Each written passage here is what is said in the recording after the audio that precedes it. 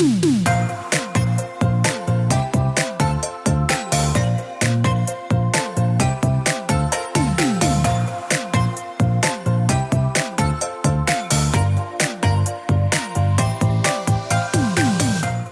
to the Plant-Based Podcast.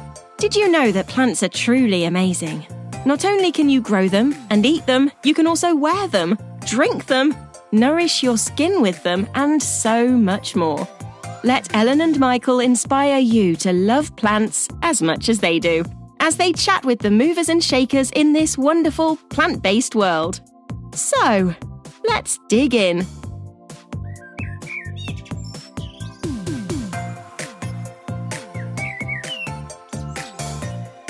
Hello, plant lovers. It's Series 5 of the Plant-Based Podcast. I'm Ellen Mary, one half of the hosting team for the podcast, but I expect you already know that by now. Firstly, I really hope that you've enjoyed the special episodes in between Series 4 and 5, where Michael and I went rogue. We recorded some solo episodes. If you haven't already caught up with those, go download them now. There's some excellent chats in there. Michael delved into the world of plant breeding and much more, and I interviewed gardening and nature wellbeing specialists, including a celebrity doctor. That was really cool. And also, not long after, he went to the National Television Awards. So, wow, I'm starstruck. So, Series 5, we have some awesome interviews for you. Can't wait to hear your feedback. We've got plant hunting to funky vegetables, plant-based food for helping arthritis. We've got some really cool gossips. We've got a horticultural apprentice. Yep, the future of the industry. And the most loveliest northern gardening presenter. I dropped the northern in because it might give it away. She is ace. Anyway, it's great to be back with Series 5. Thank you so much for supporting us, listening to the podcast. I hope we are entertaining with a dash of education and a lot of fun.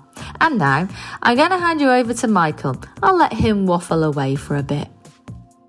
Hey guys, it's Michael here, 50% of your plant-based podcast presenter team. Just want to welcome you to Series 5, really. It's been a really cool journey. I can't believe we're on Series 5. It's brilliant. And to be honest, there was no gap between Season 4 and 5 because we had our lovely summer specials. So there's so much to look forward to in Series 5. I'm not going to bore you again because we already told you about it last episode and it's been on social media. But what I do want to say is just thank you for your support because, you know, obviously we go out and record the podcast. We hope you like them. We really appreciate when you subscribe, when you leave a 5-star review, all of that jazz. And yeah, it's kind of nice to step back occasionally and realize that people are enjoying what you do, because sometimes we can get kind of very caught up on it and we're kind of like just interviewing, but it's nice to know that you guys are enjoying it. And that is a whole load of waffle. Okay, I hope Ellen's little excerpt was better than mine. Enjoy.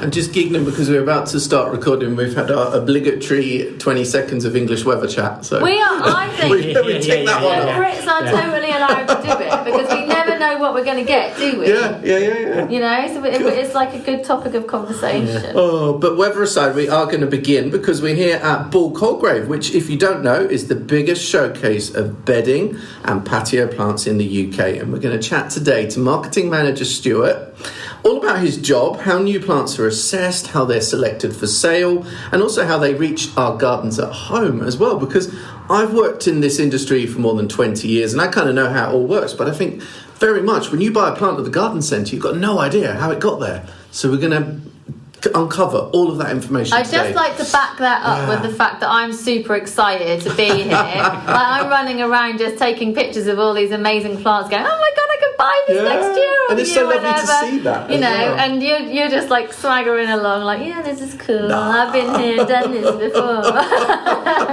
Get out. Anyway, Stuart, welcome to the podcast. Yes, thank you very much. We've got good weather today. We're going to talk about the weather again, but this is amazing. It's lovely. It's like 25 or so, isn't it? Yeah, we've been blessed with some pretty good weather the last few weeks. Just a little bit of rain, but it's been very dry here. Cool. Well, tell us about your role here at Colegrave.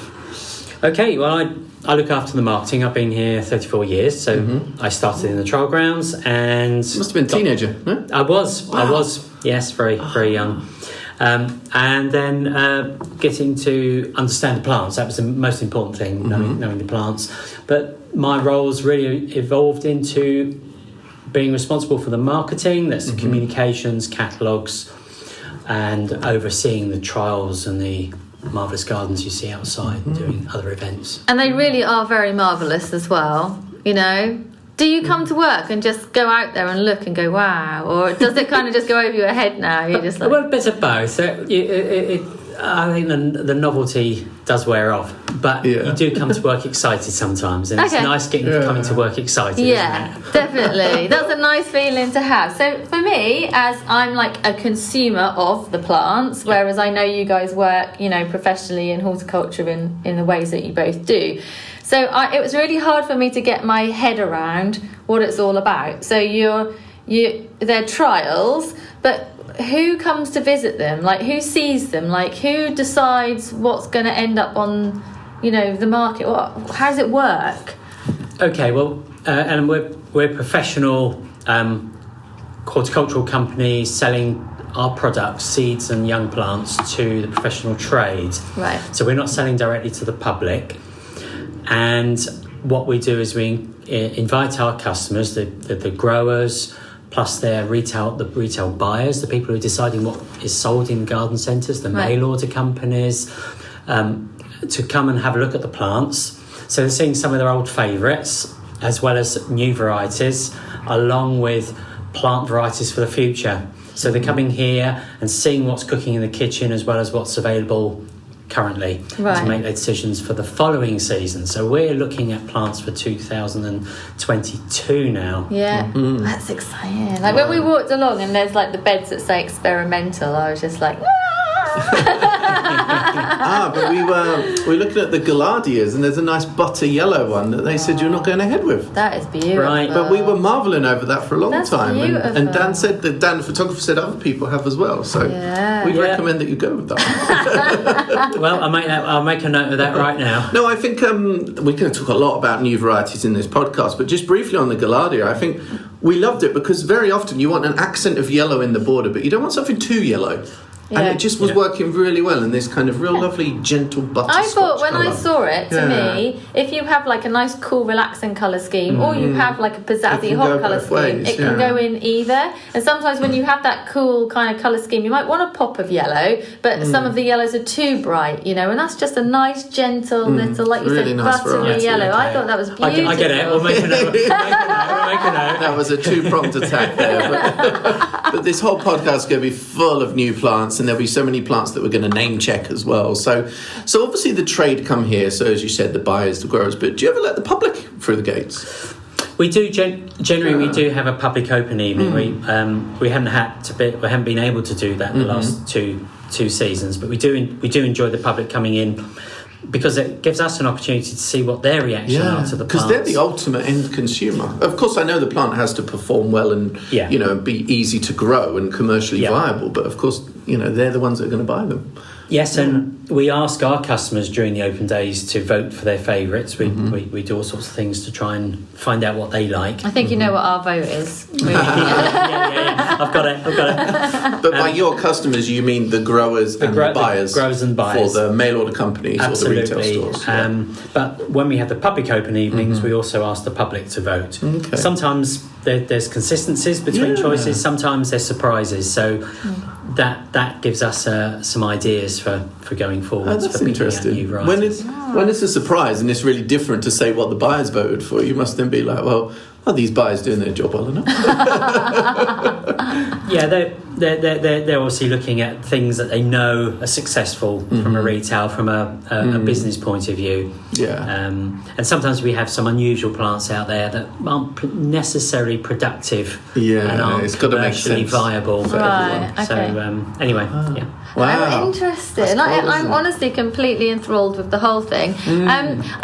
What's like the standout highlights from this year for you? Well, I've been counting up all the votes because we've been asking customers to do some votes. So I've actually I've made a list of some of the top varieties as it stands today, because we still have a few days left.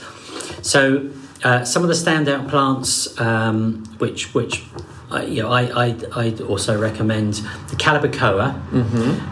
We have 3 colours of Calibrachoas which stand out. One is called Goodnight Kiss, and often a plant sells so well because of the name. We'll talk about naming later. That's very true. Yeah.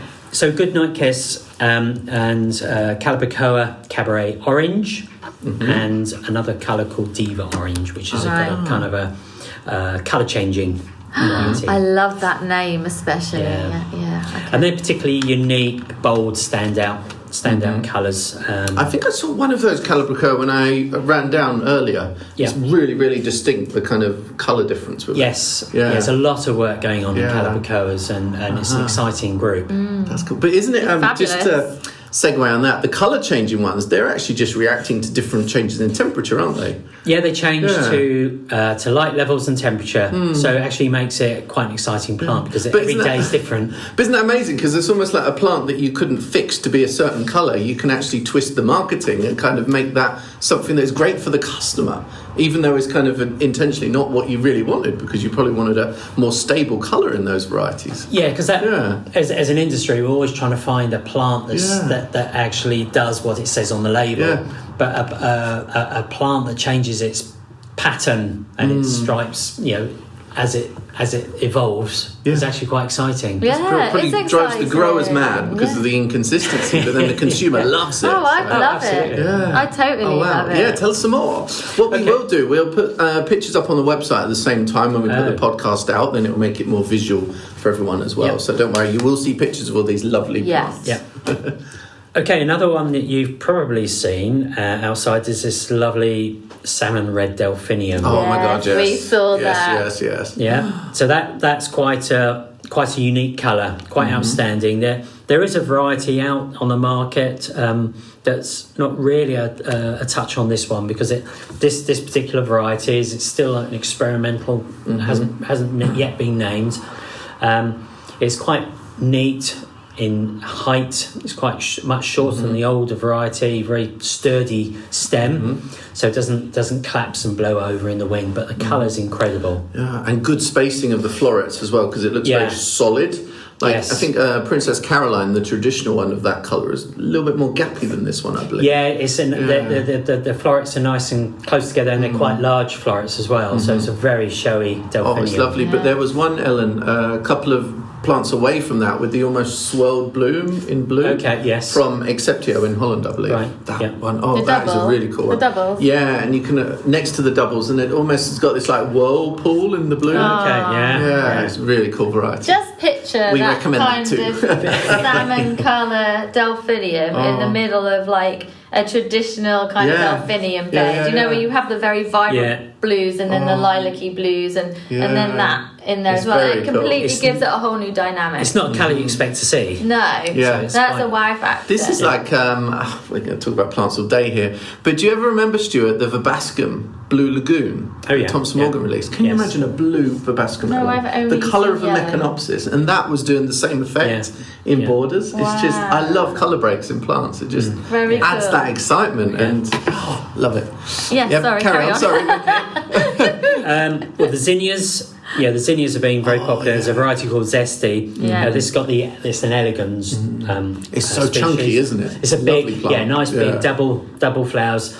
But I think the reason for that, it just keeps flowing right through the season, and the bees love it. The bees, that's amazing. Hoverflies, they're all over it, and the butterflies. So that's been quite popular. Because also people say that doubles aren't good for bees. Yeah, I think they get a bad name, but a zinnia, the whole plant is usually... It's like open. The flowers usually double anyway, isn't it? Yeah, so the bees still go to double flowers. Some they just cannot get their probe down to get the pollen on the really deep varieties. But, I think people can be a bit sniffy about that sometimes, but as long as you've got a good balance of all types of flowers, exactly, it's about balance. Then just relax. I think that's absolutely right. You've got to have a bit of everything in it. I'm going to write it on my list. There's so many extra questions, but we should talk about snobbishness in plants, because you're obviously full of bedding plants here. Something that a lot of people would be like, ew. So we need to talk about that towards the end, right? Okay, and then non-stop begonias, tuberous begonia. There's a variety called Joy. So it's got a semi-trailing habits. Now, a lot of people might be familiar with the name non-stop. It's what a lot of the parks departments use for their bedding schemes. It's a very successful plant. It's very forgiving. It performs all through the summer. Lovely big double flowers. But this particular variety has been bred for baskets and containers, so it actually mounds and semi-cascades over baskets. So you have this amazing ball of begonia flowers, and it keeps very tidy, neat. Lovely. Pretty much self-cleaning as well. Begonias are great value, aren't they? I love begonias. Yeah, definitely. Yeah. Sun or shade. Yeah, so there's amazing plants out there. Brilliant. Incredible, nice, big, strong primary colours. Rudbeckia, Sunbeckias. Yeah. These are these incredible, big hybrid Rudbeckias that start their life as a tiny little plug plant, and within about 10 to 12 weeks and create these enormous plants amazing. With huge flowers. Incredibly robust, and there was some very good trials at Hyde Hall, and they were outstanding plants. They just make these immense plants from such a small. Rudbeckias have come a long way. I used to grow them with my grandma from seed, and they only flowered at the end of the summer in those days. But now you can have them all through the summer, and some of them are hardy as well, aren't they? In the ground, if you keep them dry. If they kept dry. Wow. And the varieties, so it's Rudbeckia, Sunbeckia. Sophia was one of the top varieties in our trials last year. Customers absolutely loved that. Wow. Cool. Wow. Big flowers, we like that. What else you got? Was succulents. Mangavi. I know you're the face off. No.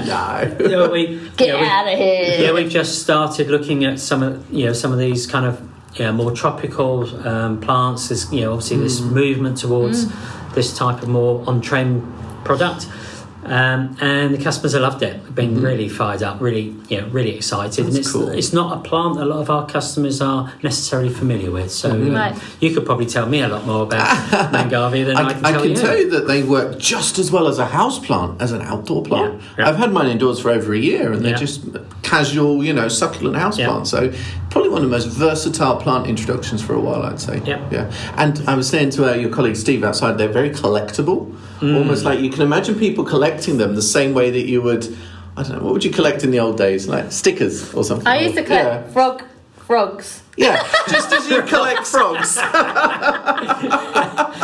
Yes, we all collected frogs. Thinking more like toys out of cereal boxes. Do you remember those little ceramic people? Everyone used to collect them. Everyone, they were like little bears and little people. Windsors. Is that what they were? Sylvanian families. No, but they were like those. I can't remember. Somebody listening will know what I'm talking about. But the Mangavi, they are amazing plants, and they're also different as well. Yeah, it's amazing. Yeah, some nice compact forms, really nice rosettes, and some more vibrant colour. And of course, a few of them are hardy outside as well, aren't they? In the winter, so brilliant intro. And if you buy one, you might find Michael's face on the label. No, she said to me, is there going to be a poster of you? I was like, I hope not.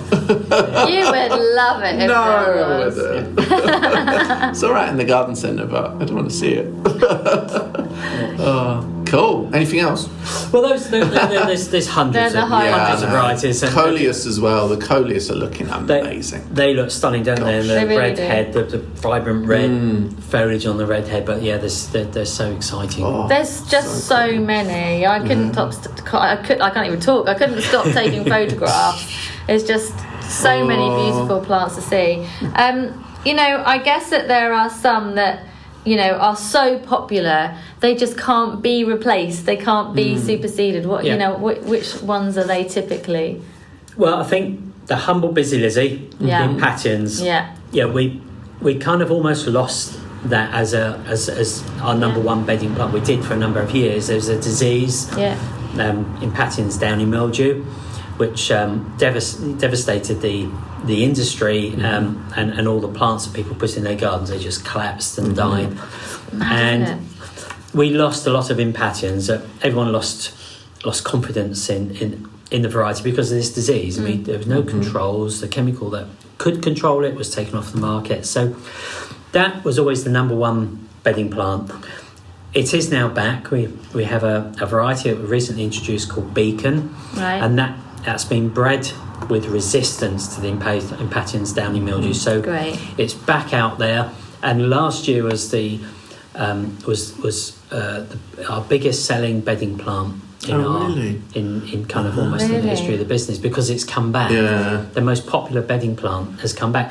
So it's one of those varieties we can't supersede. It'll never go away. It'll come back. That's cool. Isn't it clever though what breeding can do? Like, they were wiped out because of a disease, but you've still been able to breed something that's disease resistant. It's a bit like the virus and COVID. Literally coming to try and wipe us out, but we've got vaccines. But I wonder if that was, were they then hybridised more, or were they just selected to get the strongest ones out and then they kept selecting and selecting, I wonder? Probably more the latter. They identified certain strains that were most resistant, and then they used a process called genome sequencing, where it's like going into a library and you've got a library card and you can get to what you want quite easily. With genome sequencing, it's identifying that gene in the plant that then you can go and find that in most of the plants. They can test the plants and find that gene that has that trait that has the resistance. So they then can identify those plants really quickly. It's a scientific test. It's not messing around with genes or anything like that. It's just a test.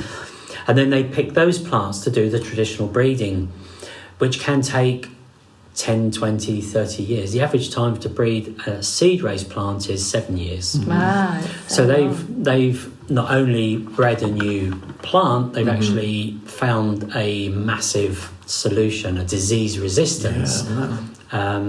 And then that's still taken several years to do that, but it's so significant in the industry. Oh, definitely. Because in the meantime, there was Sun Patiens, which is kind of like a new Guinea busy lizzy, but that people really wanted the original Walleriana type, didn't they? Even though Sun Patiens was popular, but have you found that people are really now going back to the original one? Yeah, they've returned to that. It's the regular busy lizzy is. It's very affordable. It's very flexible. True. You can put it in almost any position in the garden, light, full sun, semi-shade, shade, baskets, containers, bedding. Whereas some of the other plants aren't as flexible and as that, or a bit too robust. Some Patiens are strong. They're incredible plants. Absolutely amazing. I've got some in my baskets at home. Yeah, they're great. They're really great. So busy lizzies couldn't be superseded. Begonia non-stop, the same, I guess, because you've still got non-stop, but you've just now got a little twist on it with the trailing. It's not like a brand new begonia has come up and replaced it, is it? No, that'd be a difficult one to replace. Interesting, but. What plants out there do you think need to be superseded? Once they're getting a little bit tired? Well, I think most are actually, for what we're looking at and the breeders are looking at, I think it's continual improvement. And I think all plants can be improved. Sometimes it's just because we need to make sure a plant is more producible. It's easier to produce so that we can make it more readily available. Sometimes it's just that we're missing certain colours or a particular type of trait attribute that the plant needs, if it needs a bit of scent or disease resistance. So we've got lavenders out there now. We've got a new seed raised variety, which has been really difficult to produce a really good seed-raised variety called Lavender Spear. So we can produce amazing, incredibly uniform and very floriferous lavenders in 1 year. And again, there's a disease that we're being from seed, that the disease doesn't we don't have to produce this in areas where the disease called Xylella can be brought into the country. So that's quite quite an important. So much development that goes on behind the scenes. I'm fascinated. Like when you go to a garden centre and you buy a new plant, you have no idea. You kind of just look at it and decide whether you, first of all, if you like it, and then maybe you look at the conditions and check that's okay for your garden. But you don't know how it's got to that point, you know. But you know what? Once you know all this, then that almost justifies the price a little bit more as well, because you realise, you know, these plants are just not thrown on the garden centre benches. No. So, you know, what are customers looking for? You know, when they come here, you've got lots of new plants, experimental plants, What motivates a customer to go, oh, we'll try that plant? What is it?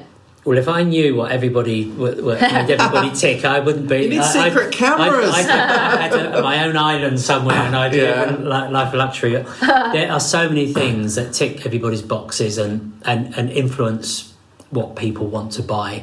Now, first of all, we talked about weather right at the beginning. The weather has a massive influence on what people decide to buy. And you know, their particular garden.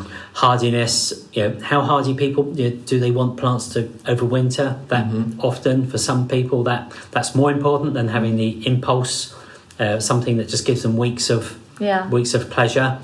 I look at a plant and think, well, do I buy a bottle of wine or do I buy this plant? What's going to give me okay. It is a tough one, but actually you're thinking about how much pleasure am I going to get out of the waste stuff up. I must admit, since having my own garden in the last kind of year, I've noticed how long or how short plants do flower for. And if something only I got this new camellia, the Cupido, the one with the tiny blooms. Right. It only flowered for 10 days.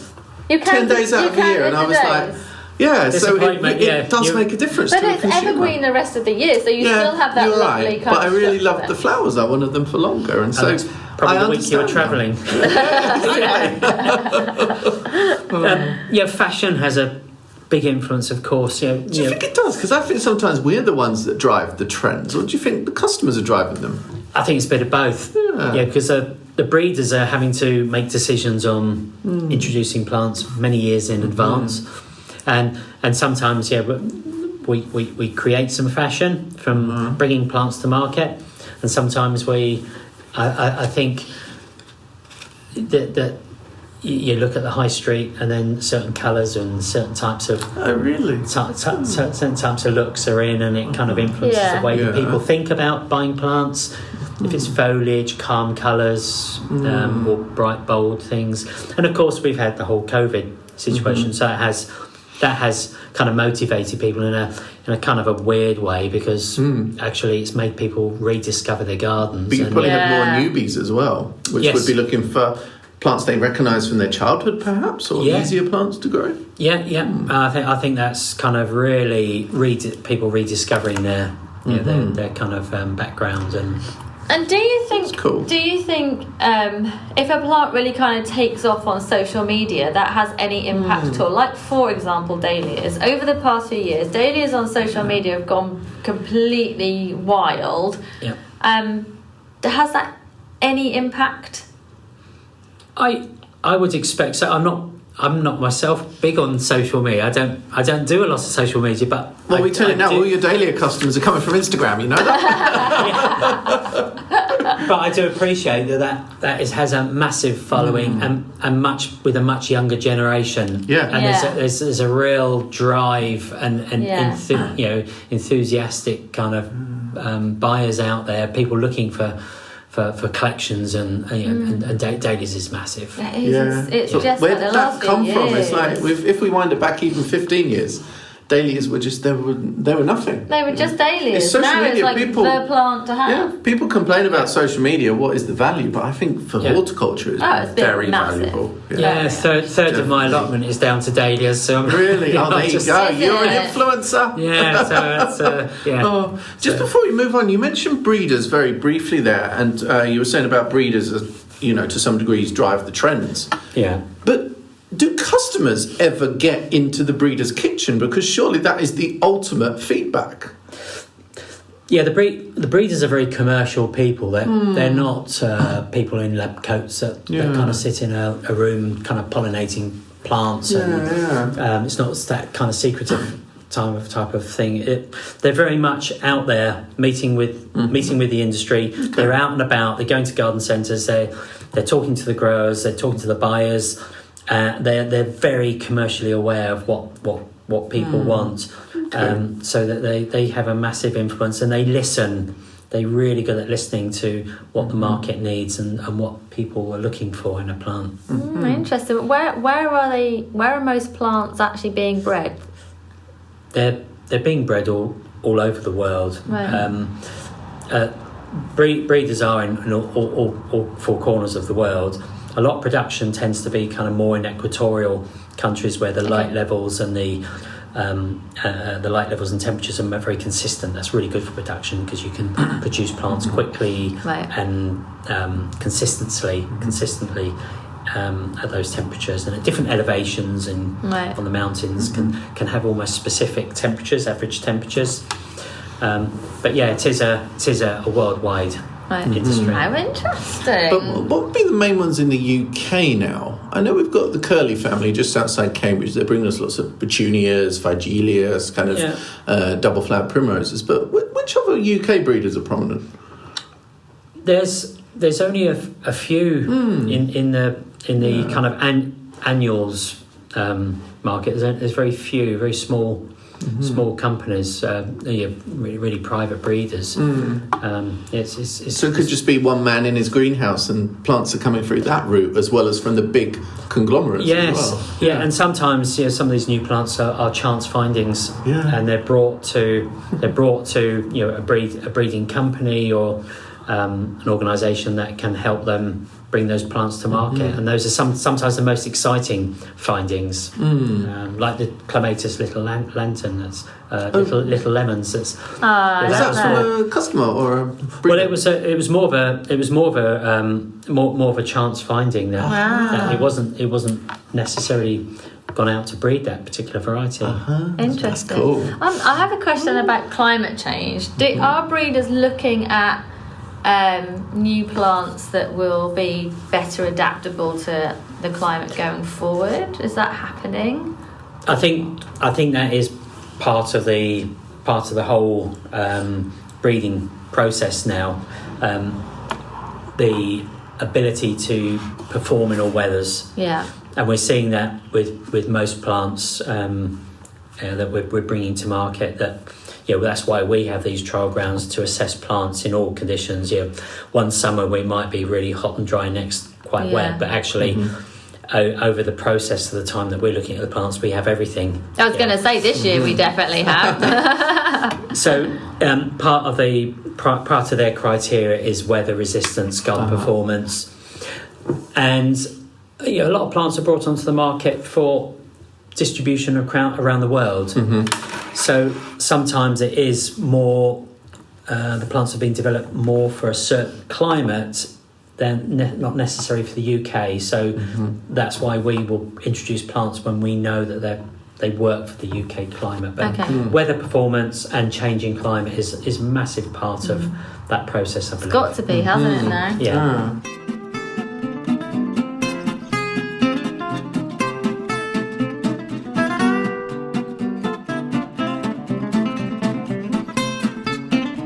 Hello, my name's August from August Garden on Instagram, where I share all my tips and colourful inspiration on growing your own food and flowers. I am also the founder of the Seed Explorers, which is a box of growing magic for kids. It's full of seeds, full of activities and fun things to do as a family to try and inspire the next generation to fall in love with growing their own food, just like I have. I'm also the garden tutor at the Raymond Blanc Gardening School, and I'm also a kitchen gardener at the 2 Michelin star hotel and restaurant in Oxfordshire, Belmond Le Manoir. So let's get down to the nitty gritty and discuss the plant that is lighting up your gardens and allotments up and down the country. It's one of my favourites, and yes, you've guessed it, it is the Dahlia. Who doesn't love a dahlia? And if you don't love a dahlia, you just haven't found the right one for you, because they come in all shapes, colours and sizes. And I really, truly believe there is one out there for everyone. So they were originally a food source for the Aztecs. So they used to roast or cook those beautiful tubers. Now, if anybody ever tried to eat my tubers, I think I would be looking like Mr. McGregor, chasing them around the garden with my rake very aggressively, because they are my prize possession.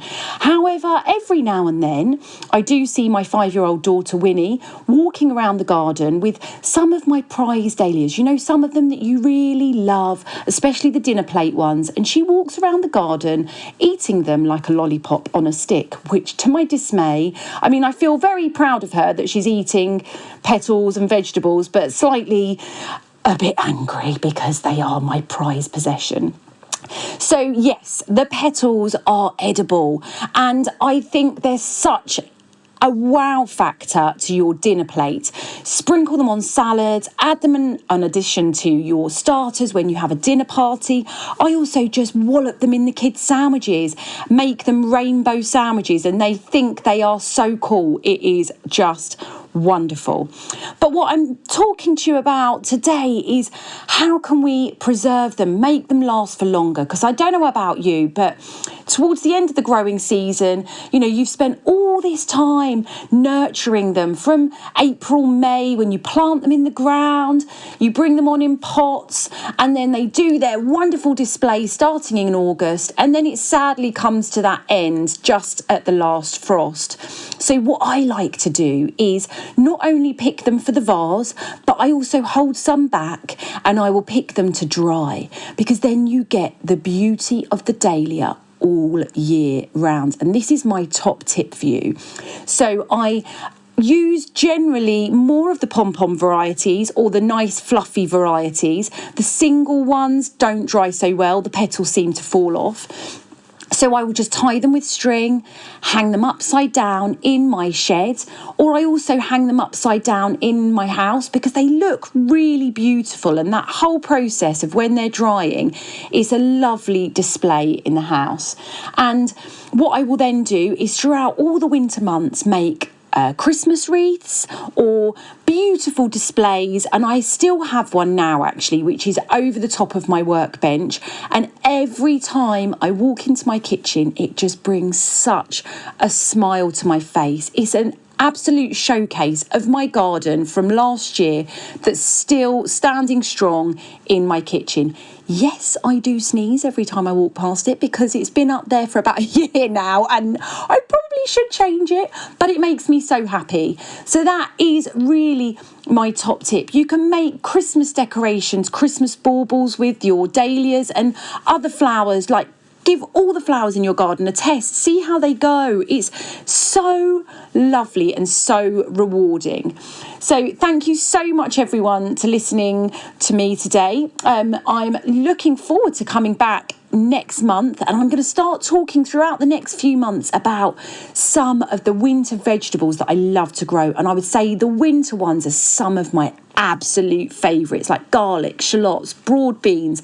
I'd like to say a huge thank you to the Plant-Based Podcast for having me today. I've thoroughly enjoyed every second, and if anybody wants to continue having a chat, head on over to my Instagram at August Garden, and we can talk gardening until the cows come home. So thanks again, everyone, and I look forward to chatting again soon. Have a great month and enjoy those dahlias.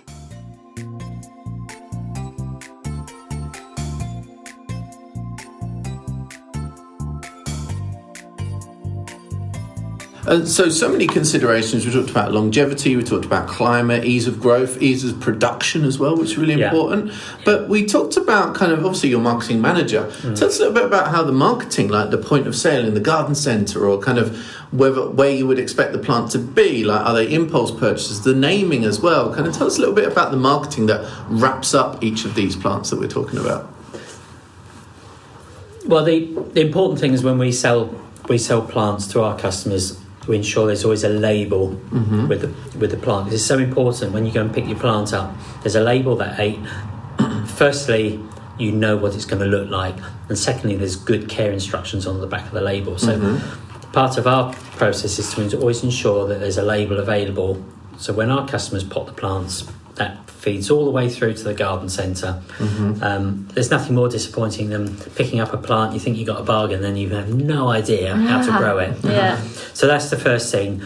And some plants have a nice story. They're exciting. There's a nice history behind the plants, or there's something really exciting that's a little bit different. So then sometimes a retailer might merchandise that plant, present it with telling the story. We've got the petunia called Night Sky. So it's a great plant. It's so pretty. With the spots, the stars. Yeah, it's lovely. That's been really popular, actually. Oh, definitely. Yeah. I feel like that was one of the first bedding plants to reach the mainstream in a way, because then you open Instagram and you see people with beautiful pictures of night sky, and I think that is one of the most mainstream bedding plants out there, I would say. It's in your face, it's quite striking, and you can have a lot of fun playing with promoting it. The things you can do to promote that at retail. Definitely. So we see a lot of the plants being grouped and displayed in colour theming in the garden centres as well. I think that's really important, rather than plants just being displayed side by side, all geraniums, fuchsias, and so forth. I guess garden centres is almost about the showcases rather than like some alphabetical look that you have with the perennials, for example. Yes, I think to be able to see, for people to visualise how certain colours can work together. So the plants, you've got the yellows, blues, whites can kind of be grouped together, so they can kind of almost see actually just those three colours can really work in my garden, rather than seeing just all these mixes. It's quite confusing. It's a lot of messages to take in when you go to the garden centre. But of course, something that perhaps listeners don't realise is like, when these plants are young, they're for sale on the garden centre bench. You need to see the flowers, because obviously that is going to turn you on to buy it. You're not going to buy from a poster and then a green plant at the side. How do they get them into flower when they're so small, though? There's some secrets to that, right? To produce a plant? Yeah, to produce a small bedding plant that is in bloom. Because if I grew that at home, it probably wouldn't bloom until it was planted out into the garden or later down the line. Well, some of the varieties are chosen because they're the flower early. So if we're growing a plant that's quite early in the season, we'll be choosing, the growers will be choosing a variety that's naturally less day length sensitive, so it'll flower in shorter days. Some obviously they have very specialist facilities, so they can grow using all the best conditions to make those plants grow, and there's a lot of investment goes into growing plants as well by the growers. Definitely, and they're grown professionally as well. I think just when you grow something yourself at home, and I know of my Salpiglosis that didn't grow very quickly, I'm thinking like, oh gosh, I could never run a garden centre. But of course, customers need to remember everything's grown professionally, and of course, don't feel inadequate if you've grown something from seed and it doesn't grow at the same rate as the plants you've seen in the garden centre, because they're made to be glossy, aren't they? So that's right, and obviously lots of feed and kind of pinching, development and such. So and more plants are being developed that are naturally a little bit more, say, compact. Not compact, but so small you can't. They're tiny, but they're more controlled in the way they grow, and so that growers don't have to use so many chemicals. We're trying to steer away from using the chemicals.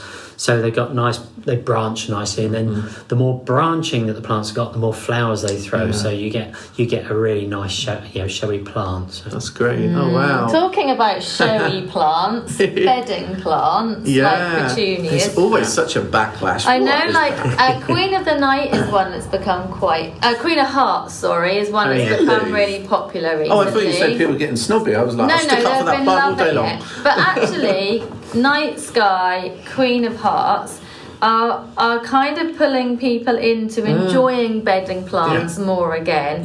Because over the years there has just been some weird snobbishness about bedding plants. Like, where's that come from? What's that all about?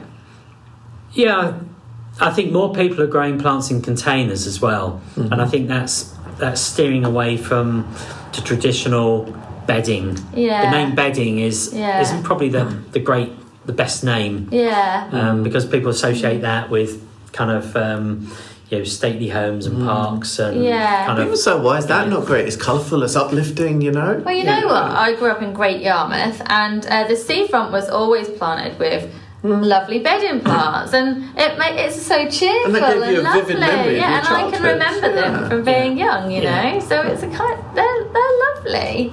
yeah. Begonias, petunias. But I tell you what, if you brought some of those plant snobs in here and launched them in the middle of all Colegrave, They would be love it. They would need sunglasses. There is no room. This is a celebration of There's colour. no room for snobbishness And these in are gardens. ultimately the best type of plants, really, because they're just colourful. And of Yeah. course, I think bedding also, on that angle, gets a bad rap for not being good for pollinators. But we've talked about zinnias being great for pollinators, bidens, for example. Yeah. There are still plants amongst there that are great for bees and butterflies, isn't there? We've seen tons today, haven't we? Butterflies. They've been everywhere. Yeah, Amazing. It is is amazing. Is that often people forget about the importance of bedding plants. Patio colour, seasonal colour. It's all part of that whole package, isn't it, for the pollinators? But having that balance, isn't it? Yeah. Again, having a variety. And you can go out there in the evening. It's awash with bees and hoverflies and all sorts of different species of bees. Yeah. The zinnias, the marigolds, they're alive in the evenings with the pollinators. I bet it's lovely here. Yeah, I bet the marigolds glow in the dark, don't they? They absolutely love them, and it's a plant I think people tend to forget is how great the marigold is. My favourite plant. Is my it? favourite Is plant. I've got. I like French vanilla. Have you grown that one? The No, I've kind got of creamy colour one. This year I've got lovely. red gold colossus. Oh, It's huge, Right. Yeah. huge flowers on the allotment. It looks amazing. I loved strawberry blonde. Have you grown that one? No. It's almost pink. What's the little Pink French adjectives? marigold. The yellow. Pink in marketing terms. In Yeah. commas. So you have to Have to add that as a disclaimer. That's really funny. I love me a bedding plant. Oh gosh, I could talk about bedding all day. Wow. Right. Oh, I've got more questions. Ellen's like beckoning me towards the list of questions. Actually, Stuart, I half asked you a question earlier and I didn't finish it. Actually, we talk about the whole package when you're in the garden centre. Obviously, the post of the plant, everything grown in a good way, but also the naming. How important is a name for plants? Because some of them have really crazy names, some of them are really intelligent names. How important is that in a plant launch? I guess a plant name is important. We do. It's easy to understand a plant if the name it just describes the plant or makes it sound sexy. But sexy in every region as well, or do you have to? Because you could call something in one country and it then means bum in another one, perhaps. That's always that is always the difficulty, particularly when you're working in a company that has lots of different distribution. Companies within really throughout the complex. world, that a word in one country can almost be abusive or quite rude, but in another country it's quite acceptable and it's quite fun. So sometimes a plant may have a different name in a different country, but the name is really important. A name that's hard to pronounce is a kiss of death for a plant. Okay, really. interesting. Who gets to name them though? Who comes up with the names? Well, sometimes the plant, quite often the plant breeder will bring a plant name to the market. As long as it's not Kevin. And then Why not Kevin? Just that doesn't feel like a good plant name. Isn't a dahlia called Kevin Floodlight? Yeah, Kelvin Floodlight. Yeah, that's cool. I wonder where that Kelvin. name comes from. No, that's as bad. Yeah, Kelvin. Yeah. So sometimes it doesn't always work. So we may suggest a more appropriate name. So, but we do work very closely with the breeding companies and try and ensure that when we bring a plant name to market, it's a good name that make people sit up and look, but also it's not a name that's already out there, because it's really difficult to introduce a plant name. Course, yeah. So many names are already used, Yeah. and it can get quite confusing. So I think some of the best ones I've seen is the lilac bloomerang. It's like an ever-blooming lilac, and it's just That's so intelligent, really those sort of clever. names. And I've bought plants just because I've liked the name. Like I bought Rose Tequila Sunrise just because I liked the name. Yeah. You know? That's cool. I remember Thomas Morgan, when I was working there years ago, we had the hydrangea slosh wackerbath. And customers couldn't say it on the phone, they couldn't pronounce What it. is it? Slosh wackerbath. And it's named after like big houses in Germany, big stately homes, because there's this whole slosh series. And I think slosh means castle or something. Yeah, that's right. And so we renamed it Glamrock, which kind of fitted it a lot more. So it proves that different names in different regions. I've got Have it. you? Yeah. I would never have bought it if it was the other name. Really? Oh wow! Look at me influencing you. Yeah. Who'd have thought? You've been here quite a long time amongst all of the plants then. Yeah. So you must have seen plenty of changes throughout the years. Like what ones kind of really stand out? The big changes have been that really the business built up on seed, plants from seed.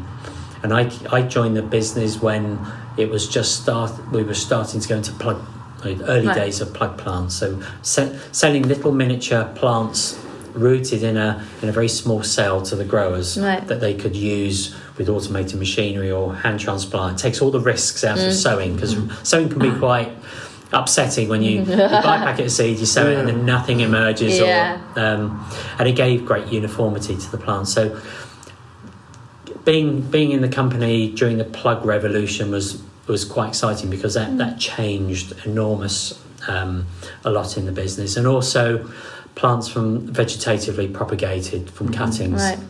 So that's opened our eyes to so many plants for the average gardener, to plants that we've never dreamt of ever having before. So that's been a big change. And plants from tissue culture, they're being propagated in agar in laboratories to help bulk up the plants. But primarily, I guess, when I was running the trial grounds, most of the plants that we grew in the trials were in the beds, in the flower beds. And we only had a few plants we put in a container at the entrance of the greenhouse for people to, as they come in, just for a bit of a display. Now, the majority of the plants that we're growing and showing are in containers and baskets. So it shows how the market has changed, the way in which we use plants has changed significantly.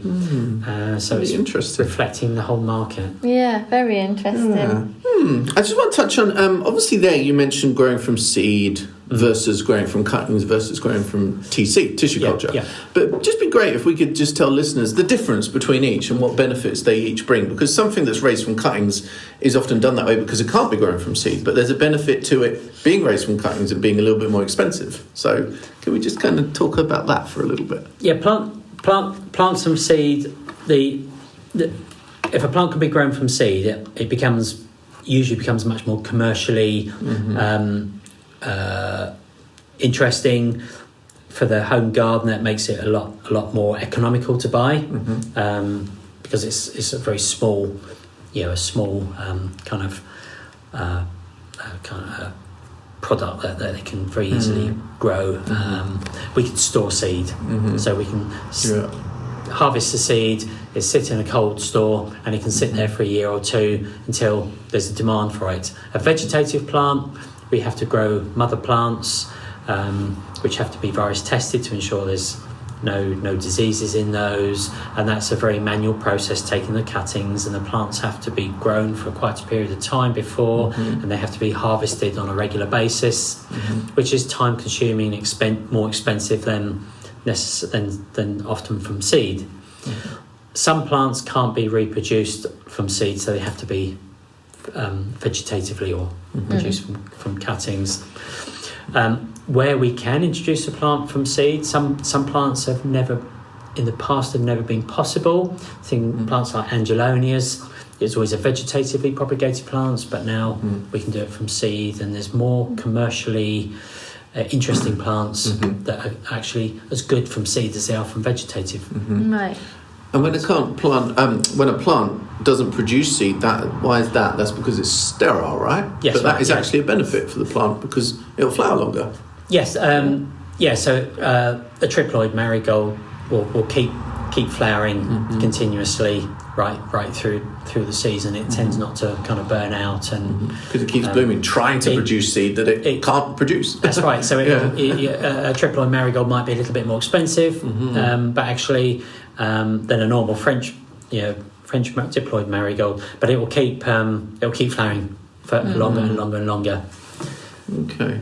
And then tissue culture, how does that differ to the cutting race, for example? Well, a tissue culture that they take a very small part of the meristem or part of a plant, a tiny little part of the tissue, and they bulk that up in a laboratory on agar. So that's a kind of a type of material which has got a tiny bit of food in it. It's very sterile. And then they can bulk up the plants, but they can bulk up those plants very, very, very, very quickly from just one. If you only got one parent plant, well, one plant to work from, you can bulk up to thousands of plants from one very small plant. But it is a very expensive process, and that can, for some plants, that can be more. A much better way to produce plants and echinaceas and things. Some of the plants are better that way. That's great. Oh, thank you. Yes, that's very interesting. I'm kind of enthralled, but mostly I want to know what your garden is like. Well, interesting big question. I haven't got a very big garden. You've got this is your garden. Hang on, hold on. You did just say about a third of your allotment is dahlias for a start. Yeah. So. Oh yeah, well that's the allotment. I've got a second allotment here in our company allows us to have allotments here as well. Really? In the back field. Gosh, So, how cool! so I've got a little allotment here. That's so a perk and a half. I use that to rotate my crops.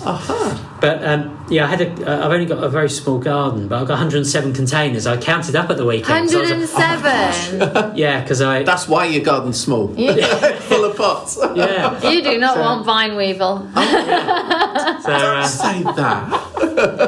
107 containers, 2 vertical walls, and I've only got a couple of baskets actually, because I haven't got many hanging places. So do you get free plants from here? I have to admit, we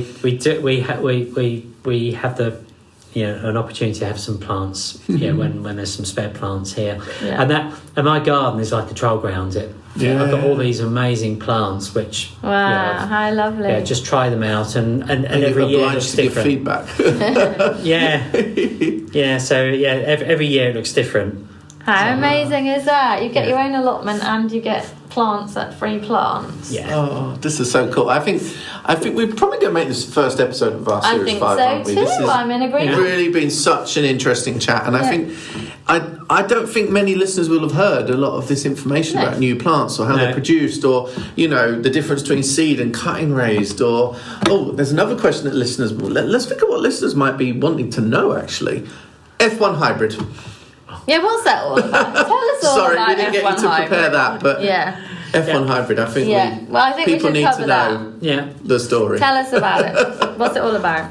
Well, the F1 hybrid was actually one of the first F1 hybrids for commercial propagation or commercial production was introduced by the late David Colegrave.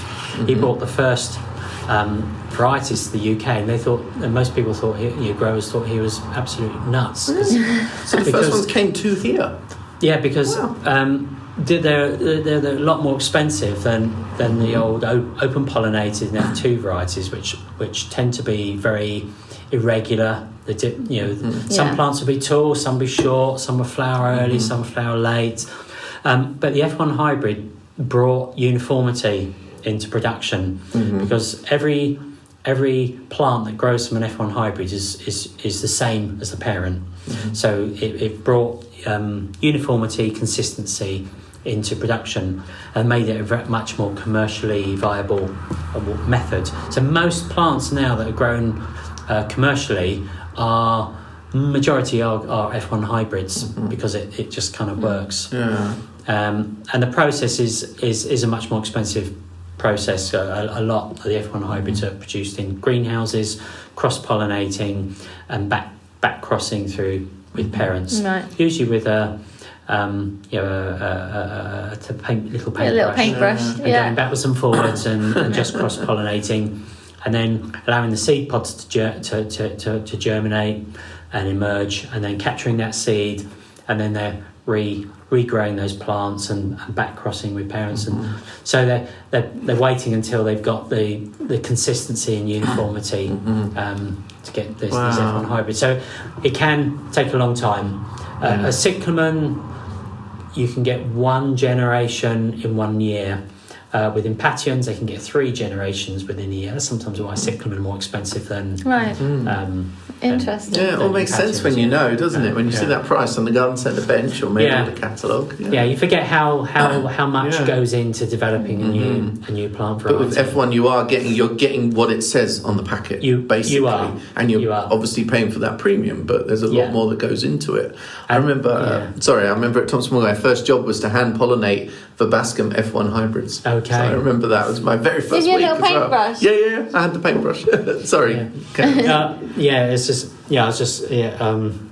I was okay. I forget what I was going to say then. So that's fine. We love a tangent here, don't we? We do tangents frequently. So we've explained F1 hybrids, and open pollinated is obviously when you don't go back to those originals, you just select what is grown in the field, which would be things like a scotia, kind of poppies, cornflowers. Yes, some of the old kind of traditional kind of annuals and biennials. Yeah, but with that, you could get variation where you could then select out new varieties and isolate them. That sometimes some of these kind of these chance findings, you find something, you get something a little bit unusual crops up, and that's something you can then take away and work on some of those unusual plants that evolve. That's cool. I think a lot of people will be interested to hear what F1 hybrid actually is. Yeah. I was with someone who told me she wouldn't grow F1 hybrids, and I wondered why. These people. I don't know they why. They probably think they're GM or something, don't they? Yeah, it's I just wondered why. Normal practice. Why?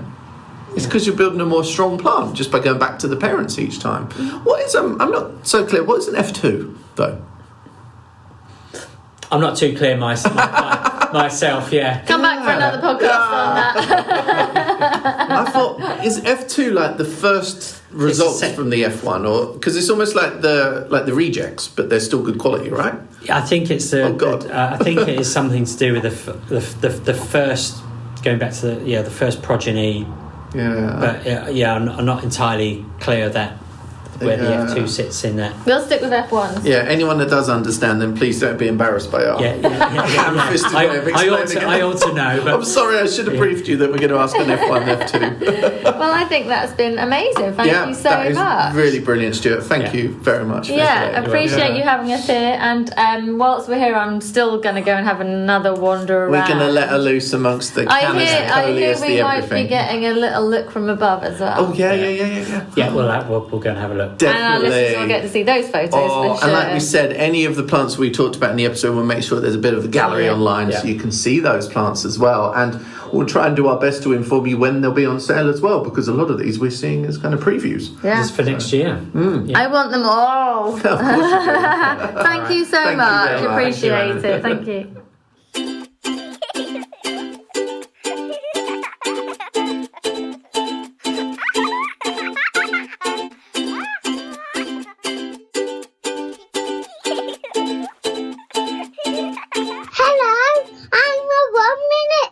And this is Dada, and this is Mama. I don't know why I like gardening, but I do. You do? What's your favourite thing on the garden to do? Planting. You like planting? What's your favourite thing to plant? Was it... Put seeds in. Yeah. Then I like drawing things, dahlias and plants. Dahlias? Oh, we love them. And who do we pick the dahlia flowers for? Mummy. And everybody else. So when you plant seeds, what do you have to do? How do you plant seeds? Loads more than flowers. They are flowers. But do you put the seed in some soil? Yeah. Yeah. Then Cover it up. With some earth. Yeah. Then a little bit of water and the sun and the rain helps all those little seeds to grow, and they're all ready to pick. Really? Wow. Thanks for that. Is it finished?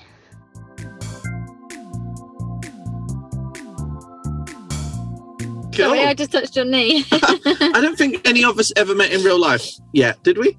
No, I've met you in real life. Yeah. It's weird because you can't tell sometimes because we've become so used to like screens and seeing people in different ways. It's like, well, have I met them or not? Totally. It's like that really weird feeling that you get when you see someone on screen all the time and you see them in real life and you want to go and say hi to them, but you're like, do they know who I am? Oh, they would know who you are. They'd know who you are. No, it's weird. But also that really weird thing when someone comes up to you and says hello because they follow you on Instagram or because they've commented on your stuff and you might have replied, and so they naturally assume that you would know who they are, and you get hi, oh yeah, it was really great chatting with you the other day, and you're just like, oh hi. Totally. It is a very strange world to live in. God, but even worse than that is when like they don't come up to you and they send you a creepy message. I saw you at the BP garage. Well, why don't you just make it normal and just say hi and say you love it takes confidence, doesn't it? And like people are quite shy. I'm quite shy. I would probably be that weird person, like, you know, a fangirl and be like, oh. What's spying on me between the sausage rolls? Yeah, exactly. I would do that too. You wouldn't be in the sausage rolls though. No, I wouldn't. I'd be in the fruit, but I would still do it. Anyway, everyone. You know, there's a lot of fruit. There's a lot of sugar in fruit. Do you know that? Yeah, but it's not refined sugar. It's like natural sugar. Is it not? I don't know. My partner bans me from eating any sort of fruit, so he says there's far too much sugar. Anyway, we should do an intro. I was about to. This is the intro. It's Katie Rushwood, everyone. Yay! I think you might be the most famous person we've had on the podcast. Really? I don't know. Who else is famous? Not very famous then. I daren't say now because it would sound really bad. Like Chris Packham. Oh, Chris Packham. You're way more famous than I am. You're My God. famous. He's like, see, if I saw him in real life, there is no way I would speak to him. I'd totally just be like send him a weird thing and get all embarrassed and run away. We were weird throughout the interview. I'll tell you a story. Before we did interview him, I was on the train from London to Norwich, and I saw him get on the train, and he was sitting about 2 kind of rows ahead of me, and I was literally beside myself for nearly 2 hours, like, oh my god, it's Chris Packham, oh my god, I'm sitting right near Chris Packham. And I'd done that really weird thing where you're pretending that you're not taking the picture, but you are. I would have totally done that. Why don't they invent a phone that actually takes a picture from a different angle? Then it really wouldn't look as no weird. one knows, because God knows what people would do with that, Michael. Because, you know, if in the wrong hands, I could be very God. So when we ended up at his house, it was weird, wasn't it? Yeah. It was like, Did you go to his house? Yeah. Well, we sat in his garden and he showed us like his magical bird feeder. That's not a euphemism. Yeah. Oh, We saw the magical bird feeder. Yeah. It was so weird. It was like every dream come true. Very cool. Anyway, what have you been up to? Tell us what you're doing at the moment. Well, God, we've been super busy with Love Your Garden this year. We filmed 16 episodes, kind of one after the other. It was, pretty brutal, to say the least, but good fun. We kind of had to catch up with the ones that were left over from before COVID. Then we had this year's 8 episodes to do, and then we banked 4 for next year. So, we were kind of just bosh. And if you ask me kind of like where we've been and what stuff we've done, I really can't answer you very well. I just like one after the other. Totally, Turn up, hotel, build garden, leave. Turn up, hotel, build garden, leave. That's it. Do they give you a nice hotel? Or is it Travelodge at Egload? Sometimes they're really lovely, and then sometimes they're just all right. But do you know what? We're hardly there. As long as it will give you, a nice glass of wine at 8 o'clock. That'll be me. I don't think a glass of wine in a Travelodge, would you? well, maybe not. No. I know what it's like, and you get really used to kind of knowing what good food you buy in a BP, and I've become very attached to their prawn sandwich, actually. Have you? That's good. I remember that. And I mentioned sausage rolls earlier, but the BP is one of the best sausage rolls, which sounds strange. No. I don't eat meat, Michael, so another one. There we I'm go. surrounded. Hold on, let me show you something in my bag. In my bag of tricks. Look what I've got. Greg's vegan. Oh, look at that! Look at that. Do you know? I'm gonna kind of top trump you with your pastry takeaway, and that has to be for me. Marks and Spencer's vegetable samosa all day long. Nice. That's the one that if I'm travelling, I always stop at Newmarket at the Marks and Spencer's there, and it's a vegetable samosa, and for some reason watermelon. I always pick up the watermelon in Marks and Spencer's because they just always look so refreshing, and that's generally like what I do when I stop off on journey. There you go, now you know all my secrets. At any garage I stop at, I have to have salt and vinegar discos. Oh, well, that's old school. They're good for vegans and vegetarians, I think, aren't they? The discos have got Can you eat crisps or not? Well, I'm vegan, so that's got milk powder on, I think. Has it? No way. I think the discos. Oh my God, it's a minefield. You can't even have a disco when you're vegan. Gosh. Why do they need milk on them? Like, you don't need milk on a crisp. That's what I don't understand. Anyway. Are you vegan or vegetarian, Kate? I'm pescatarian. Oh, what's that? Only on Fridays? Fish. I eat fish. Yeah. So I'll eat fish when I go out, just so the menu's a little bit more exciting. Sometimes it's just bloody mushroom risotto still, isn't it? Oh, yeah. I hate risotto. Every mouthful is the same. Yeah. The only good thing to happen with risotto, in my opinion, is arancini. That's all it's good for. Yeah, true. But everything's better in breadcrumbs. Do you know what I mean? It should be the name of a recipe book. Everything's better in breadcrumbs. There you go. Right now. Let's talk about Love Your Garden more, though, shall we? Oh, she's so corporate, isn't she? Well, honestly, I just sit here having a laugh for an hour, and she's like, "We must talk about the subject." Because I think our listeners would be interested in Love Your Garden more than whether milk is on disco crisps or not. It's fair. We're going to milk out all the secrets. Oh my God! But yeah, tell me how you got into it. It was like really fluke, really. I mean, I never wanted to work in TV. I was doing my degree in garden design at college. I went back as a mature student. And one of my classmates had been sent an email saying that this production company were looking for a new talent. And she was like, you should go for this. I think the production company just blanket emailed anyone on a course anywhere to do with anything gardening. And she picked it up and was like, you should go for it. And I was like, no, thanks. And she's like, no, you should. So I kind of thought about it and applied. And then it was a bit like Garden X Factor auditions for a couple of months. Oh, wow. Yeah. And I didn't know that it was for primetime ITV with Alan until the last audition, the fourth audition. And then they told us, and I was like, oh, my God. What, did they tell you it was for something else, or they were just vague then? Just that it was for a new gardening show. Uh-huh.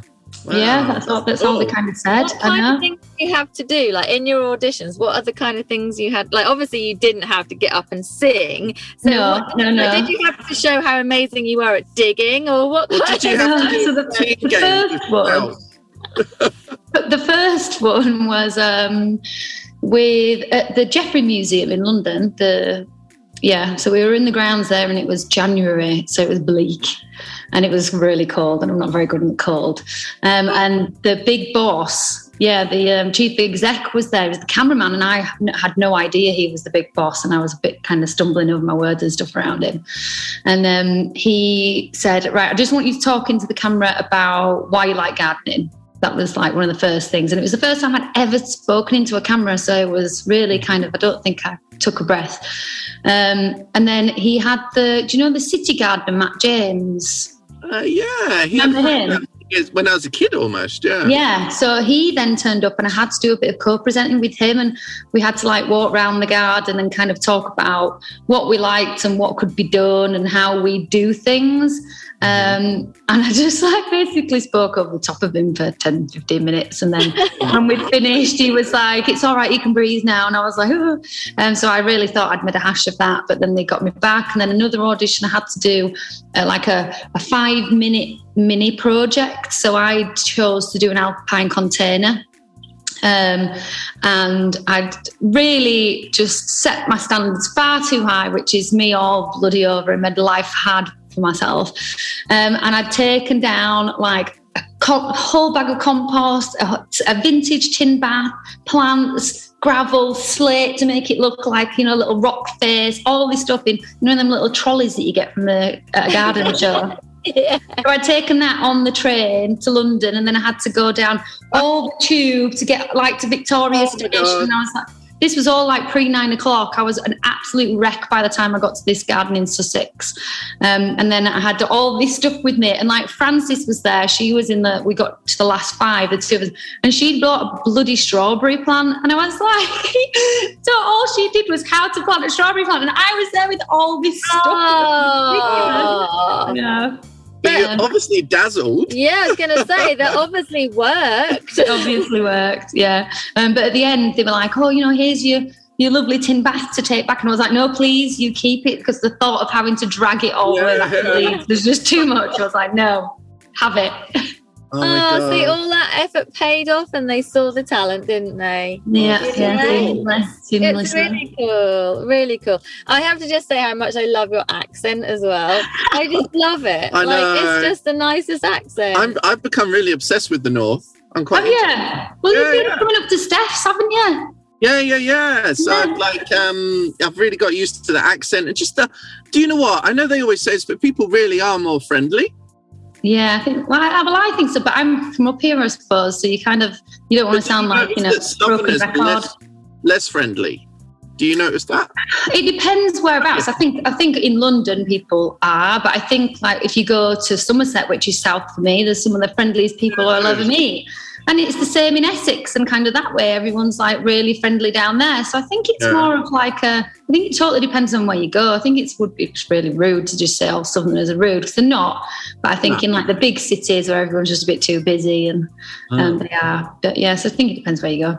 But you must be travelling a lot then to get to the gardens that you guys work on. Yeah? Yeah, we do. I do lots and lots of miles. And yeah, we've had so many. We've had like them in Kent and Wales and Taunton and all near Birmingham. So all down south. Like if we get to do one in the north, it's novel. Manchester, we've done like two or three in Manchester this year, which has been nice for me.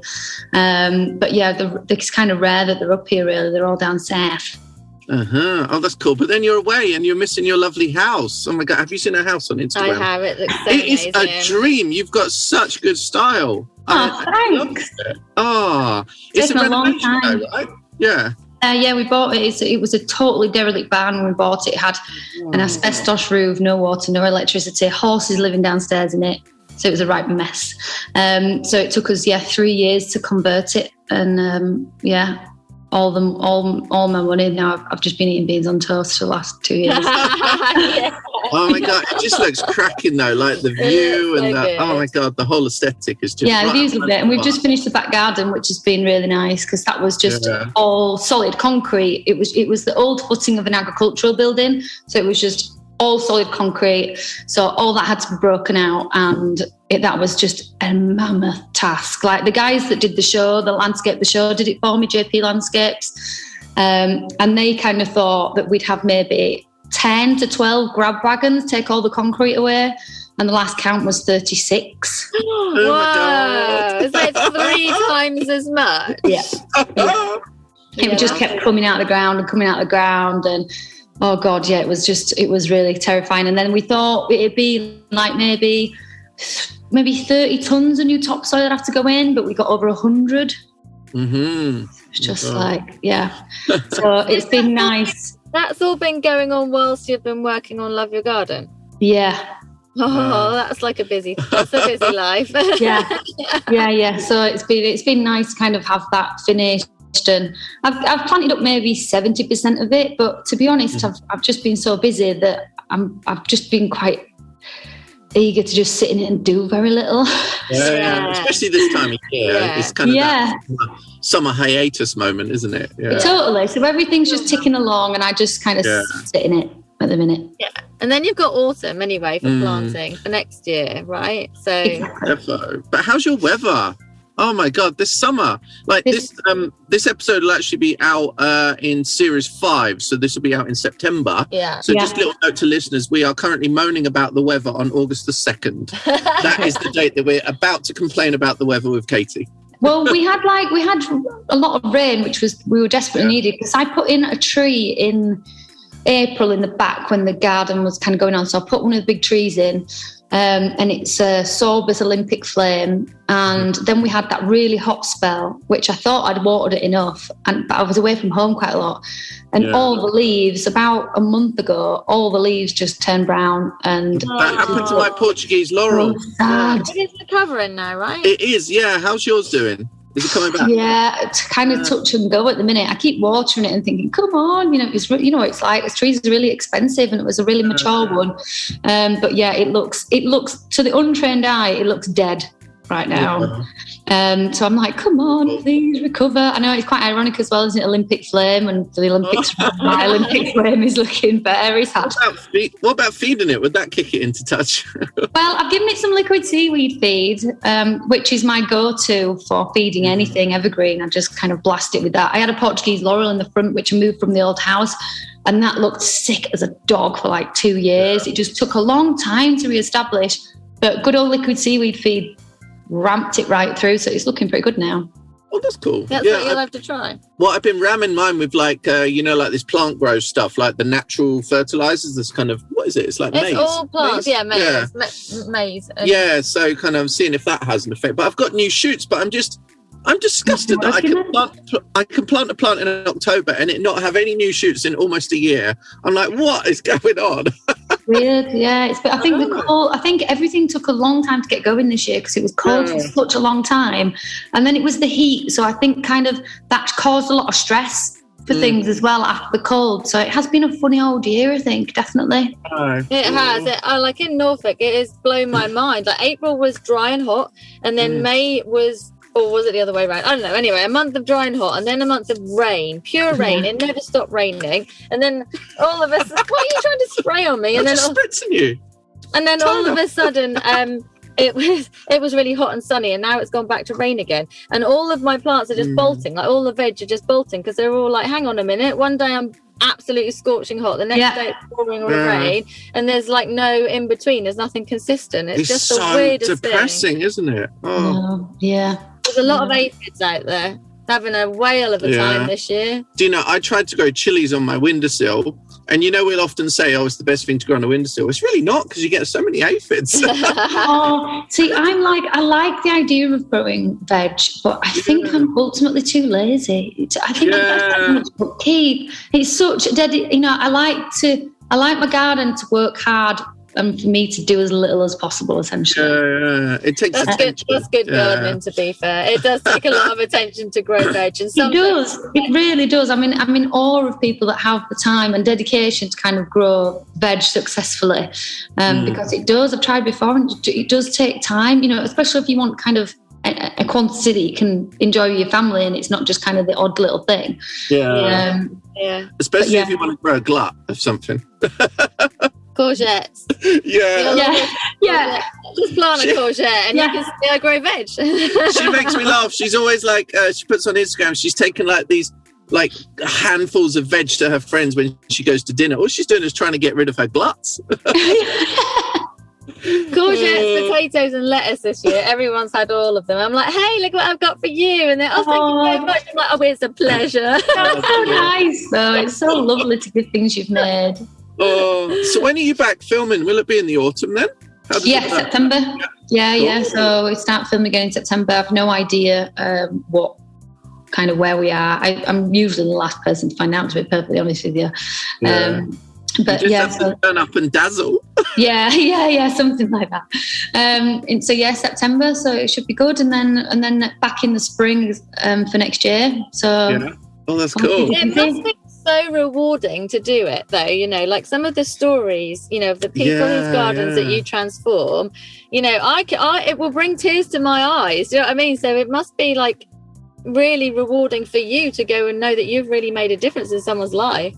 I think it's easy this is like series 12 going into now. I think it's easy to forget. Like, I think you just turn up and do your job. And it becomes a job.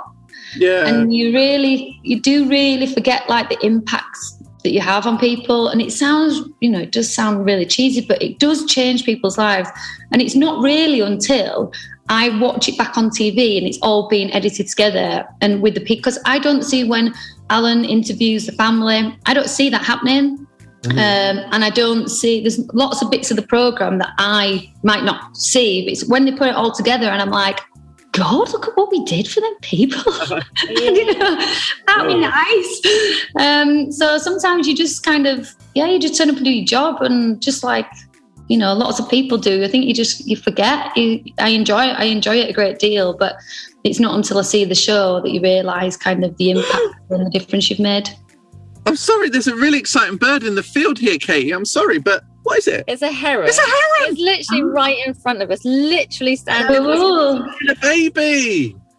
It's not to me! Don't bring it to me! Don't they deliver babies? Yeah, but no, that's a crane or a stork or something. Oh, they've changed it.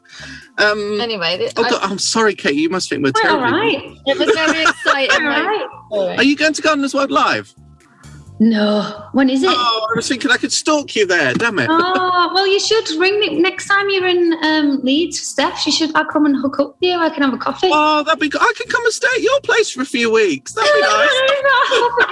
Michael, but the coffee, definitely.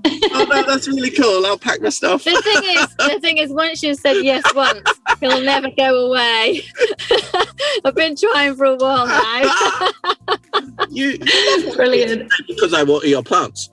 True, yeah, true. I had a question to ask you that was terribly important, but it's gone. Anyway, while you think on that, I'm just going to go back to what you were saying about, I've remembered it. Not always seeing what's going on. Obviously, we see the finished product and like it all edited. But the other night there was one on, and it was a young boy who had Harry, that's it, Harry. And you made the wildlife garden for him. Yeah. And he really loved wildlife, and he had these little dogs, and you created these lovely little areas for him to go and sit. And then there was this beautiful pond that you could walk over. It was so lovely. And I was watching that thinking, that's really nice. And then at the end, it was dedicated to Harry because he passed away. And I literally cried. I literally just because you had actually changed his life. Like in the last few months of his life, you'd made such a big difference, Just how amazing that was. And I felt really genuinely sad, but also very happy. It was really heartbreaking, that one. That was the one that we were very aware of the story, because he was so ill when we filmed that we couldn't send him off with his mum from the house. He needed to be home because of his care. So all the windows of the house, we kind of put paper on the inside so he couldn't look out and couldn't see and stuff. But we were very aware that the family were there and why they were there and what was going on inside and stuff.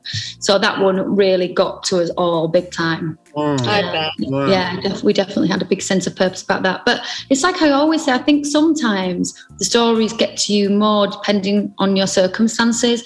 So the stories that Alan might get upset about will be very different to the stories that I might get upset about. Like, if the family are my age and they've got kids my age, then it's going to, kind of make you feel incredibly humble and very fortunate, a lot more than, if it was kind of a retired policeman who is, done lots for charity or whatever it might be. So I think that, everybody that we build a garden for is really deserving, but sometimes the stories kind of hit home more than others. Yeah, I can imagine that. And do you watch them all back then? No, not all of them. Some of them I do. Just because I like to see kind of what it looks like. We did one in Wales last year, and that was one of the biggest gardens we've ever done. And it was so huge that I did like the bottom area of the garden, and then David was right at the top doing this kids' play area. And at the end of the filming, I went up to his part, and it was like I had my own reveal. I was like, oh my God, Dave, this is amazing. I had no idea what you'd been doing up here. So I'd not seen, because it was just so vast, this space. Yeah. I'd not seen how anybody had got on and what had been going on. So I'll watch them back like that. And it was really cool to see it. I was there for all the time, but it was so huge. I had no idea what was going on anywhere else. Wow. Well, I think overall it just shows how gardens and plants really can improve people's lives. You know, it's like that well-being thing. So, totally. It's really cool. And sorry, go on, darling. I was going to say, it's really weird because for a job, as my job, that's all I preach to people. But it's only been since I've had my back garden done. I was saying to my husband the other day when we sat out there, and I was like, do you know, it does make a big difference. Is it having your own space? It is lovely. Like, actually, it's the first garden I've had of my own and kind of done. And I'm like, do you know what? It's no wonder I say what I say. It's actually true. Oh, I totally feel that, yeah. You're really living it now. But in what we do, in like the TV work that we all do, it's like you do end up saying the same things and kind of like, oh, gardening is good for you. But then you need to then when you feel it yourself, you're like, yeah, gardening is good for you, you know? Yeah, it makes so much sense. And I hadn't had a garden for years, and now I'm like, yeah, this really works. Yeah, I know. You tell me about it every day. It works. Yeah, ow. I'm just very proud of my pink squirrel. You are proud of your Have you seen my pink squirrel, Katie? No. It's really lovely. I like Sanguisorba, pink squirrel. Yeah. Oh, they're nice. Massive. They're literally like nipple tassels. Yes. They're about 3 inches long. And, oh, my God, they're this lovely hot pink as well. Oh, I love this plant. Do you realise it's incredible. They're called squirrel's tails because they look like squirrel's tails, not like nipple tassels? Yeah, of course I think that the new name should be Sanguisorba nipple tassels. Exactly. If it isn't changed, then it's wrong. What kind of world do we live in? I mean, it's blatantly a nipple tassel over a squirrel's tail. But I love this plant. And also, oh my God, my Tigridias, you know, this little tiger flower, the kind of, was it like a triangle-shaped flower? Okay. It's kind of like, I always put it in the same class as Spiraxis. It's like those really cheap summer-flowering bulbs. Okay. It looks like an Alstroemeria. Really? Yeah, I think it looks similar to Alstroemeria. You'll have to Google it. Yeah. Well, I'll have a look. But oh my God, they are as cheap as chips. Literally, the bulbs, when you buy them, you'll buy a pack of 50 for £3. Yeah. And they're so easy. Drop them in the soil. It doesn't even matter what way up they are. And the joy from this cheap little bulb is just amazing. They are so beautiful. I think summer flowering bulbs are really unsung, like Spiraxis as well. Nice. There's a lovely variety out there called Fire King, which is like red with a deeper maroon centre and a yellow in the middle. Right. Oh, and the Salpiglossis. I know that's not a bulb, but I gave her some Salpiglossis and hers have grown better than mine. Oh, just there doing nothing, also, and I'm like jealous. My sweet peas have grown better than yours my too. God. Katie, I can't do sweet peas. See, my sweet peas this year they were really slow. Like it took ages and ages, and now I have got them, and they do look quite nice. But my favourite this year has to be Antirrhinum. I've grown, and it's called bronze. Oh, is it salmon something or bronze something? And it's not the snapdragon form; it's the more open form. Okay. Yeah, and they look like the colours. They've been flowering for weeks and weeks and weeks, and the colours they look so tropical. They're like yellow into orange, like ombre. I'm loving them in a minute. And I've got them growing with Borovskia Blue Spire, and the orange and the blue just makes me very happy on a daily basis. Cool. Oh, wow. My Borovskia never grew. I planted some dormant plants last autumn, and they've never come through. Oh. Really annoying. Yeah. Where are they? What, in your back garden? Yeah, they just literally haven't. And I planted loads of Serrata stigma as well. They never came through. I have to say, when you plant bare roots in the autumn, it is a leap of faith, isn't it? Yes. We're always recommend like bare roots are best, but it is like it's quite nerve-wracking. Yeah, I usually only do bare root shrubs and which are Borovskia, I suppose, or roses, which have always been wondrous. Yeah. Me too. Yeah, God. They're cheaper for a start, and they establish roots better as well. Have you seen my lovely white rose? Oh my God, they're these new ones from iceberg. That no, it's new ones from Denmark. Ooh. But it had these first few blooms on, and I don't know much about roses. What they do, I took off the dead flowers, and now there's a whole collar of like about 20 more. I'm like, is that how roses work? I got no idea. Keep deadheading them. Deadhead them. Oh, I'm amazed. Oh, we haven't asked you about Alan. Of course, we have to. We are contractually obliged to. Yes. Is he as nice a person as he is on TV? I think the answer contractually has to be yes. Yes. But please go ahead. Yeah, it totally is. I mean, it just kind of, do you know what? It genuinely amazes me how much energy he has. Yeah. Like, I am dumbfounded on a weekly basis of this man who is, and he won't probably listen to this, so I can say it without offending him, the same age as my grandfather. The same age as my granddad. Yeah. And if I told him that, I'd be mortified.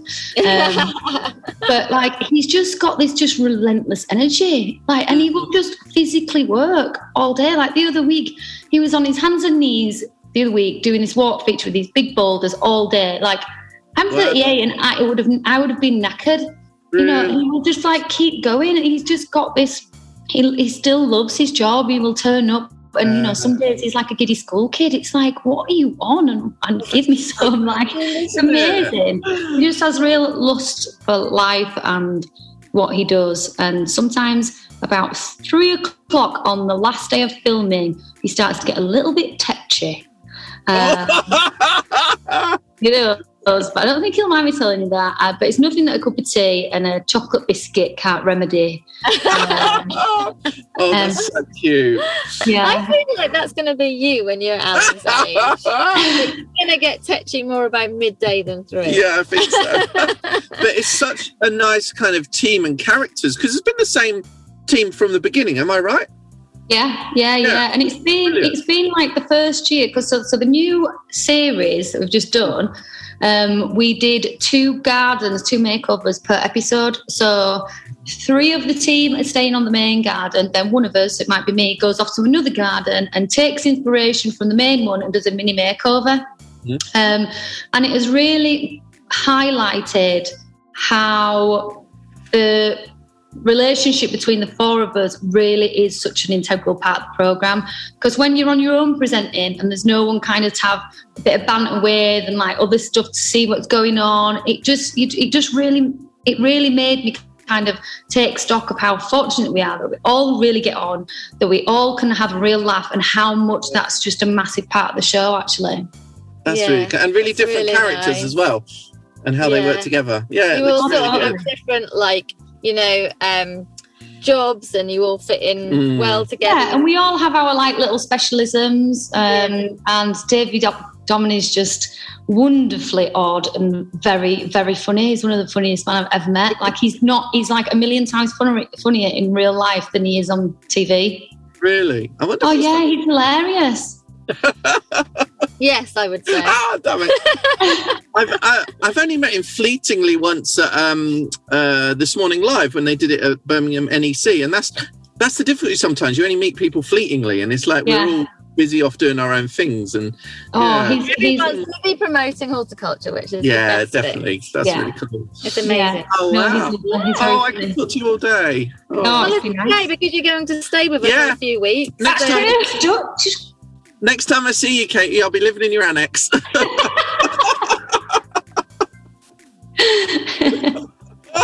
Just be careful you don't see him peeing in your Perovskaya then.